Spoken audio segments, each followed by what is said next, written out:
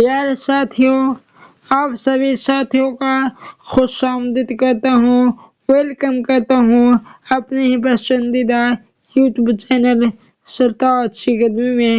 ساتھیوں، آج پھر Bihar D El Ed entrance exam 2025 کے لیے اردو گرامر کا کلاس نمبر 7 میں آپ سبھی ساتھیوں کا خوش آمدید کرتا ہوں۔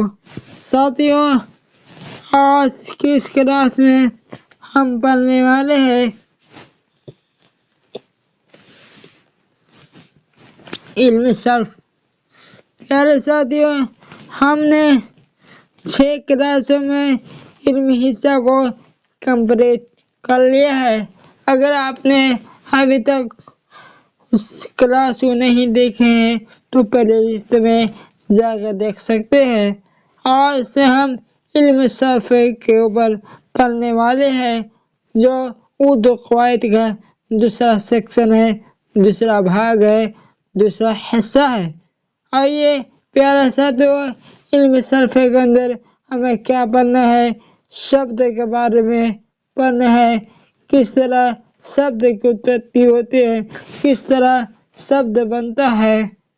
آئیے آج کی کلاس کا باضابطہ آغاز کرتے ہیں اور آج کا کلاس کو دیکھتے ہیں۔ آج کی اس کلاس میں ہم پڑھنے والے ہیں لفظوں کی بیان۔ آئیے آج کی اس کلاس کو ہم دیکھتے ہیں۔ سب سے پہلے ہم جان لیتے ہیں علم صرف کسے کہتے ہیں۔ علم صرف وہ علم ہے جس میں لفظوں اور کلموں کی ساخت سے بحث کی جاتی ہے، یعنی وہ علم ہے جس میں لفظوں کی اور کلموں کی ساخت، اس کے مطلب، اس کے معنی سے بحث کی جاتی ہے، یعنی لفظوں کے بارے میں بتایا جاتا ہے۔ لفظ علم صرف کی بنیاد ہے۔ لفظ کیا ہے؟ علم صرف کی بنیاد ہے۔ ہماری تقریر یا تحریر کے جملوں کا ایک جز لفظ ہی ہوتا ہے۔ پیارے ساتھیوں، کہنے کا مقصد یہ ہے لفظ سے ہی جملہ ہی بنتا ہے، تقریر یا تحریر تیار کی جاتی ہے۔ لفظ کا بڑا کردار ہے، جیسے پیارے ساتھیوں لکھا ہوا ہے جس لفظ میں کتنا 3 لفظ مل کر بنا، جس میں لفظ، یعنی کئی لفظ مل کر کیا بنتا ہے؟ ہم تقریر یا تحریری شکل تیار ہوتی ہے، جملہ بنتا ہے۔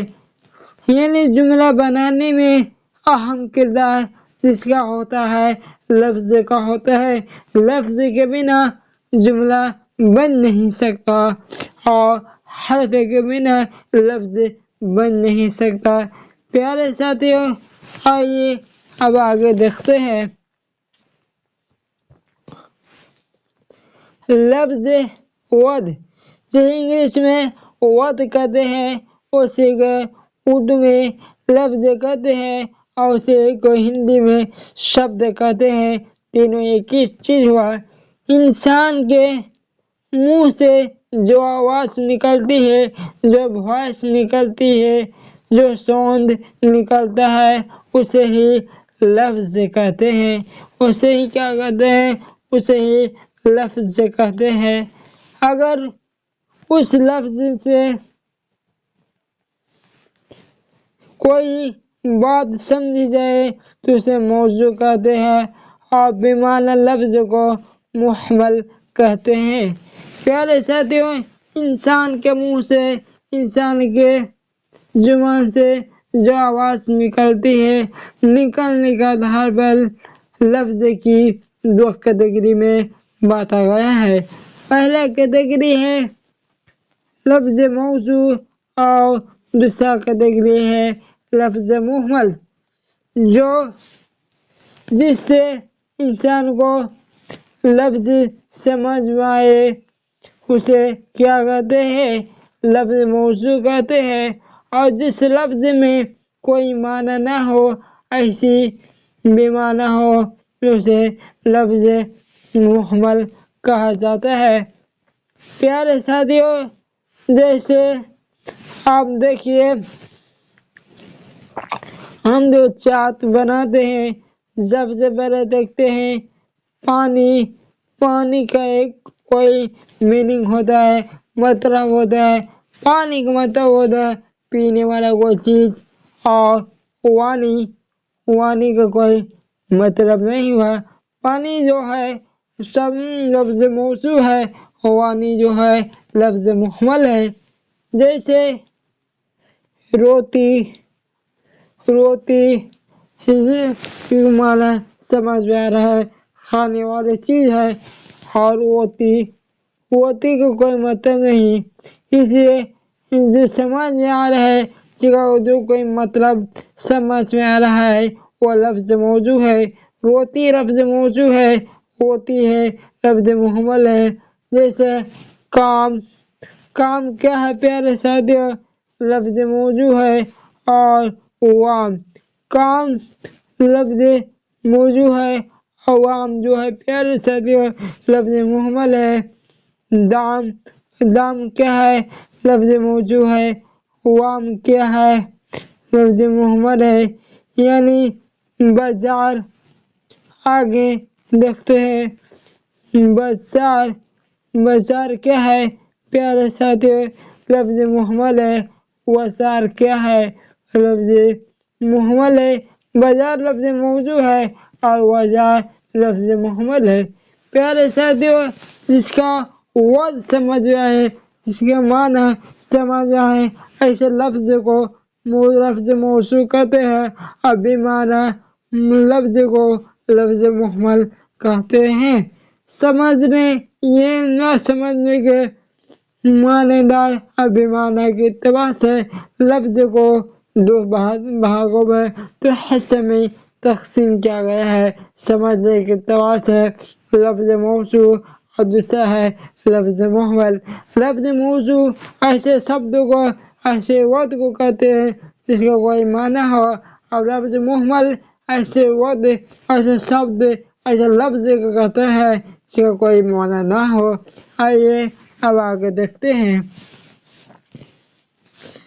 بناوٹ کے اعتبار سے، یعنی بنانے کے اعتبار سے تمام الفاظ کی دو قسمیں ہیں۔ پیارے ساتھیو، بناوٹ کے اعتبار سے لفظ کی کتنی قسمیں ہیں؟ بناوٹ کے اعتبار سے تمام لفظوں کی دو قسمیں ہیں۔ پہلا لفظ پہلا ہے پیارے ساتھیو مفرد، اور دوسرا ہے مرکب۔ بناوٹ کے اعتبار سے لفظ کی کتنی قسمیں ہیں؟ دو قسمیں ہیں۔ پہلا مفرد اور دوسرا مرکب۔ سمجھنے کے اعتبار سے لفظ کو دو قسمیں ہیں، لفظ موضوع اور دوسرا لفظ محمل۔ اور بناوٹ کے اعتبار سے بھی لفظ کی دو قسمیں ہیں، لفظ مفرد اور دوسرا ہے لفظ مرکب۔ آئیے مفرد کو جانتے ہیں۔ مفرد کسے کہتے ہیں؟ لفظ مفرد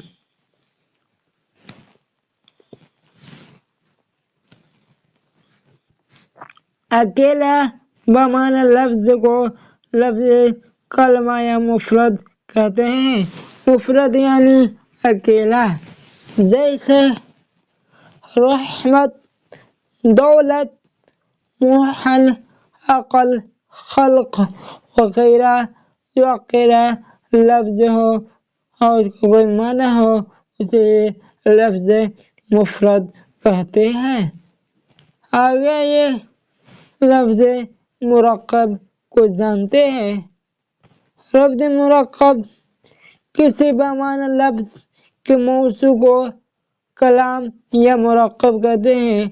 یعنی دو لفظ ملے ہوئے لفظ کو لفظ مرکب کہتے ہیں۔ جیسے رحمت اللہ، دولت مند، محل کمال، عقل مند، خلق اللہ وغیرہ، یہ سب لفظ سے مرکب کی مثال ہے۔ رحمت اللہ، دولت مند، محن کمار، عقل مند، خلق اللہ وغیرہ۔ آپ سمجھ گئے پیارے ساتھیوں کہ سمجھنے کے اعتبار سے لفظ کی دو قسمیں ہیں، لفظ موضوع، لفظ محمل، اور بناوٹ کے اعتبار سے لفظ کی دو قسمیں ہیں، لفظ مفرد اور دوسرا ہے لفظ مرکب۔ اب آگے چلتے ہیں۔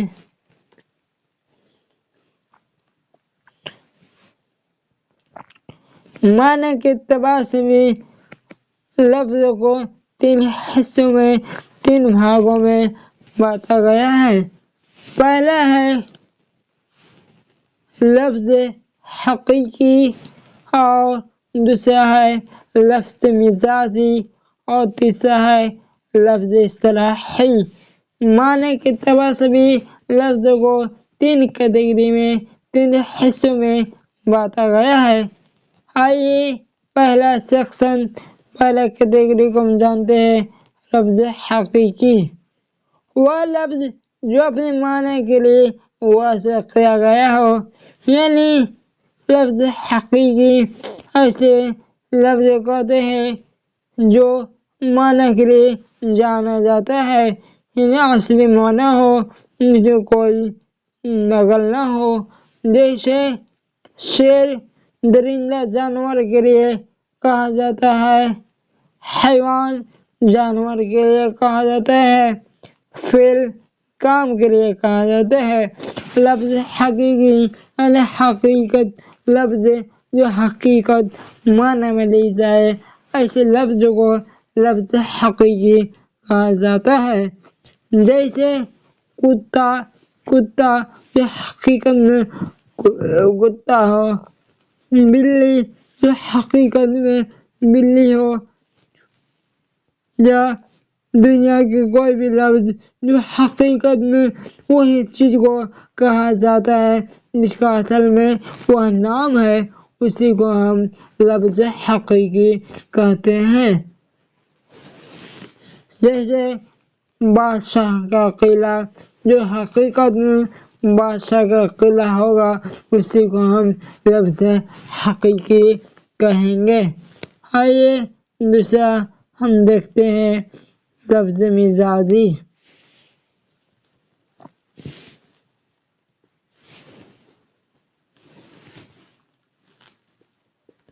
لفظ مجازی ایسے الفاظ جو اپنے اس معنی میں نہ بولا جائے جس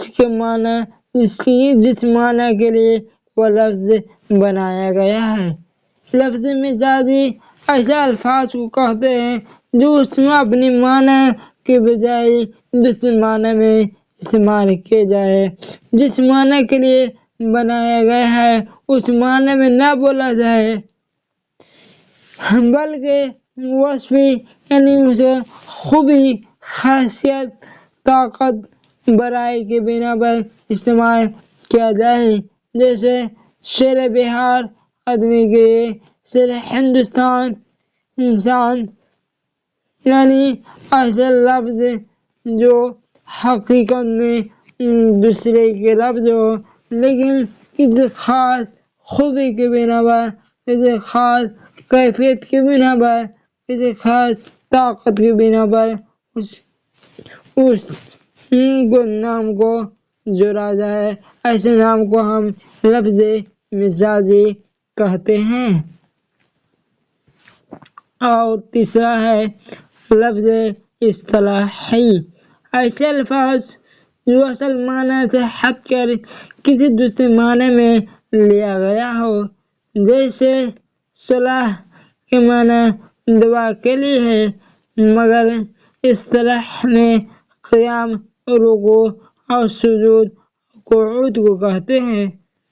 پیارے ساتھیوں، امید کرتا ہوں کہ آپ لوگوں کو یہ کلاس اچھی لگی تو ہمارے چینل ستاوت اکیڈمی کو ضرور سبسکرائب کیجیے گا۔